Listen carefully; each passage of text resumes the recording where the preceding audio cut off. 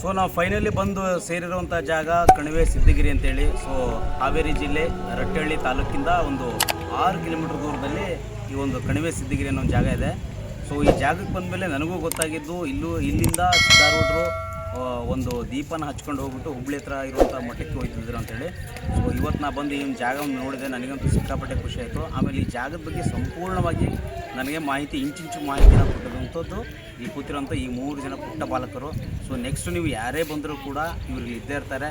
So ಇವ್ರನ್ನ ನೀವು contact ಮಾಡಿದರೆ ಈ ಜಾಗದ ಪ್ರತಿಯೊಂದು ಮಾಹಿತಿನ ಇವರು ಕೊಡ್ತಾರೆ. ಅಂದರೆ ದೇವಸ್ಥಾನದಿಂದ ಹಿಡಿದು ನಿಮಗೆ ಮೇಲ್ಗಡೆ ಗವಿ ಹತ್ತೋದ್ರಿಂದ ಹಿಡಿದು ನಾನು ಹಿಂದ್ಗಡೆ ಕಾಣ್ತಾ ಇರೋ ಓಂ ಕಲ್ಲಿನ ಬೆಟ್ಟ ಇದೆಯಲ್ಲ, ಇದ್ರ ಬಗ್ಗೆ ಸಂಪೂರ್ಣವಾಗಿ ಮಾಹಿತಿಯನ್ನು ಇವರು ಕೊಡ್ತಾರೆ. ಇವ್ರ ಜೊತೆ ನನಗೂ ಮೇಲ್ಗಡೆ ಯಾವುದಾದ್ರು ಅಂತರಗಂಗೆ ಹತ್ರ ಹೋಗೋದು ಸಿಕ್ಕಾಪಟ್ಟೆ ಖುಷಿ ಆಯಿತು. ಆಮೇಲೆ ಅಲ್ಲಿ ನೀರು ಸಿಗುತ್ತಂತಲೇ ಹೇಳಿದರು. ಸೊ ಇವತ್ತು ನಾವು ಅನ್ಲಕ್ಕಿ ಅಂತ ಹೇಳ್ಬೋದು, ನಮಗೆ ನೀರೇನು ಸಿಕ್ಕಿಲ್ಲ, ಸ್ವಲ್ಪ ಕೈಗೆ ನೀರು ಟಚ್ ಆಯಿತು.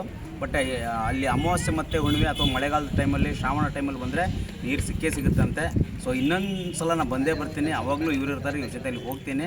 ಸೊ ಆ ಜಾಗದಲ್ಲಿ ನಾನು ಏನಿದೆ ಅಂತ ನಾನು ನೋಡ್ತೀನಿ. ಬಟ್ ಇವತ್ತು ಬಂದಿರೋದು ಮಾತ್ರ ನನಗೆ ಸಿಕ್ಕಾಪಟ್ಟೆ ಖುಷಿಯಾಗಿದ್ದು.